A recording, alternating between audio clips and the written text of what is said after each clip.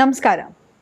ಇವತ್ತು ನಾವು ಯಾವ ಟಾಪಿಕ್ ಬಗ್ಗೆ ಮಾತಾಡ್ತಾ ಇದ್ದೀವಪ್ಪ ಅಂತ ಹೇಳಿದ್ರೆ, ಎಷ್ಟೋ ಸತಿ ನಾವು IQ ಬಗ್ಗೆ ಕೇಳಿದ್ದೀವಿ, EQ ಬಗ್ಗೆ ಕೇಳಿದ್ದೀವಿ, SQ ಬಗ್ಗೆ ಕೇಳಿದ್ದೀವಿ. ಏನು ಈ IQ, EQ, SQ ಅಂತ ಹೇಳಿದ್ರೆ intelligent quotient, spiritual quotient, emotional quotient, social quotient ಅಂತ.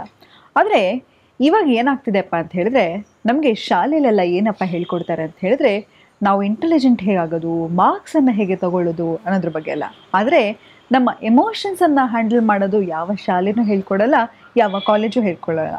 ಎಷ್ಟೋ ಸತಿ ಕೆಲಸದಲ್ಲಿ ಹೋಗ್ತಾ ಇರ್ತೀವಿ, ಎಲ್ಲೋ ಒಂಚೂರು ನಿರಾಸೆ ಆಗುತ್ತೆ, ಫ್ಯಾಮಿಲಿಯಲ್ಲಿ ನಿರಾಸೆ ಆಗುತ್ತೆ. ಎಷ್ಟೋ ಸತಿ ಎಷ್ಟರ ಮಟ್ಟಿಗೆ ಧೃತಿ ಕೆಡ್ತೀವಿ ಅಂತ ಹೇಳಿದ್ರೆ, ನಮ್ಮ ಪ್ರಾಣವನ್ನು ನಾವು ಕಳ್ಕೊಳ್ಳೋಷ್ಟು ಮಟ್ಟಿಗೆ ಧೃತಿ ಕೆಡ್ತೀವಿ.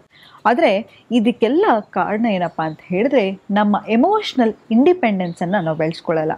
ನಾವೆಲ್ಲ ಫೈನಾನ್ಷಿಯಲಿ ಇಂಡಿಪೆಂಡೆಂಟ್ ಆಗಿರಬೇಕು, ನಾವು ಬುದ್ಧಿವಂತರಾಗಿರಬೇಕು, ಚಾಕುಚಕ್ಯತೆಯಿಂದ ಇರಬೇಕು ಅಂತ ಎಲ್ಲವನ್ನು ಯೋಚನೆ ಮಾಡ್ತಾ ಹೋಗ್ತೀವಿ.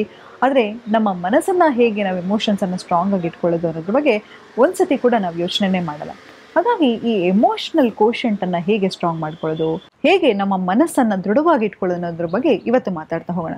ನೋಡಿ, ಪ್ರತಿ ಸತಿ ಯಾರಾದರೂ ಏನಾದರೂ ಮಾಡಿದ್ರೆ, ಏನಾದರೂ ಟ್ರಿಗರ್ ಮಾಡಿದ್ರೆ ನಾವು ರಿಯಾಕ್ಟ್ ಮಾಡಲಿಕ್ಕೆ ಶುರು ಮಾಡಿಬಿಡ್ತೀವಿ. ಅವರು ನನ್ನ ರೀತಿಲಿ ಇರಲಿಲ್ಲ, ಹಾಗಾಗಿ ನಾನು ಆ ರೀತಿ ನಡ್ಕೊಂಡೆ. ಪ್ರತಿ ಸತಿ ನಮ್ಮ ಎಮೋಷ್ನಲ್ ಡಿಪೆಂಡೆನ್ಸಿಯನ್ನು ನೋಡಿ, ಯಾರೋ ಒಬ್ಬರು ನನಗೆ ಬಂದು ಏನಾದರೂ ಒಂದು ಅಂದ್ಬಿಟ್ರೆ ನಾನು ಇಡೀ ದಿನ ಬೇಜಾರಾಗ್ಬಿಡ್ತೀನಿ. ಯಾರೋ ಒಬ್ಬರು ಒಂದು ಒಳ್ಳೇದು ಹೇಳಿದ್ರೆ ಖುಷಿ ಪಟ್ಬಿಡ್ತೀವಿ. ಆದರೆ ಪ್ರತಿ ಸತಿ ಜನ ನಮ್ಮ ರೀತಿಲೇ ಇರಬೇಕು ಅಂದರೆ ಇರಲಿಕ್ಕೆ ಸಾಧ್ಯನಾ? ಇಲ್ಲ ಅಲ್ವಾ? ಇವತ್ತು ಯಾಕಪ್ಪ ಈ ಸಂಬಂಧಗಳು ಮುರಿತಾ ಇದೆ, ಹೇಗೆ ಸಂಸಾರ ನಡೆಸ್ಬೇಕು ಅನ್ನೋದು ಗೊತ್ತಾಗ್ತಾ ಇಲ್ಲ, ಹೇಗೆ ಒಂದು ವ್ಯಕ್ತಿ ಹತ್ರ ಮಾತಾಡಬೇಕು ಅನ್ನೋದು ಯಾಕೆ ಗೊತ್ತಾಗ್ತಾ ಇಲ್ಲಪ್ಪ ಅಂತ ಹೇಳಿದ್ರೆ, ನಮಗೆ ಎಮೋಷ್ನಲ್ ಕೋಶೆಂಟ್ ಕಡಿಮೆ ಆಗ್ತಾ ಹೋಗ್ತಾ ಇದೆ. ಎಷ್ಟೋ ಸತಿ ನಮ್ಮ ಮುಂದೆ ಯಾರೋ ಅಳ್ತಾ ಇದ್ರು ಕೂಡ ಹೆಂಗೆ ಸಮಾಧಾನ ಮಾಡಬೇಕು ಅಂತ ನಮ್ಗೆ ಗೊತ್ತಾಗೋದೇ ಇಲ್ಲ ಅಲ್ವಾ? ಎಷ್ಟೋ ಸತಿ ನಮ್ಗೆ ಯಾರೋ ಒಬ್ಬರೊಂದು ಕಷ್ಟ ಹೇಳ್ಕೊಂಡ್ರು ಕೂಡ ಅದಕ್ಕೆ ಹೇಗೆ ಪರಸ್ಪರ ಉತ್ತರ ಕೊಡಬೇಕು ಅನ್ನೋದು ಕೂಡ ನಮಗೆ ಗೊತ್ತಾಗ್ತಾ ಹೋಗಲ್ಲ.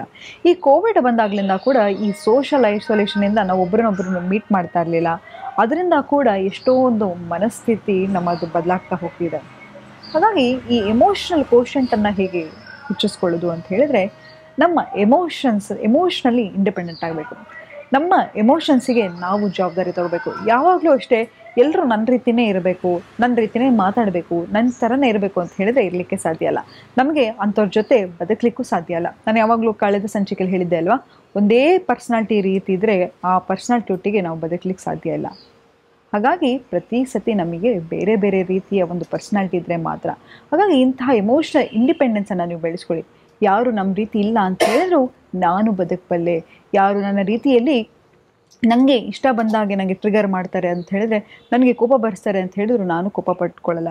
ನನ್ನ ಮನಸ್ಸಲ್ಲಿ ನನಗೆ ಯಾವಾಗಲೂ ನೆಮ್ಮದಿ ಇರುತ್ತೆ, ಶಾಂತಿ ಇರುತ್ತೆ, ಸುಖ ಇರುತ್ತೆ. ಯಾವಾಗ ಈ ಥರ ಇರ್ತಿರೋ ಆಗ ಮಾತ್ರ ನಾವಾಗಿ ಇರಲಿಕ್ಕೆ ಸಾಧ್ಯ, ಆಯಿತಾ?